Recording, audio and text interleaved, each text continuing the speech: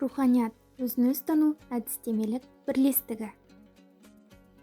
Руханият өзін-өз тану әдістемелік бірлестігінің өзекті тақырыбы өзін-өз тану пәнін оқытуда оқушының шығармашылық белсенділігін арттыра отырып, жалпы адамзаттық құндылықтар негізінде жеке тұлға тәрбиелеу. Мақсаты оқушыларға рухани адамгершілік білім бере отырып, өз ішкі әлемін танып білуіне және өзімен, қоршаған ортамен үйлесімді қарым-қатынас құруына ықпал ету.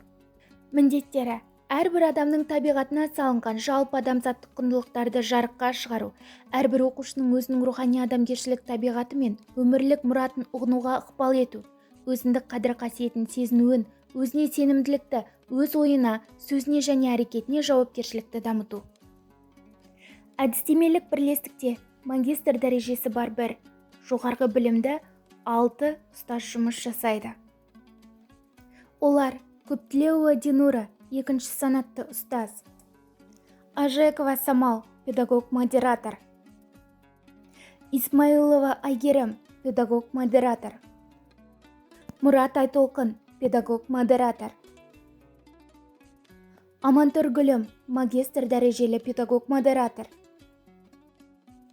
Оразғалиев Нұрсұлтан, жоғарғы білімді жас маман; және Төлеутаева Ақерке, жоғарғы білімді жас маман.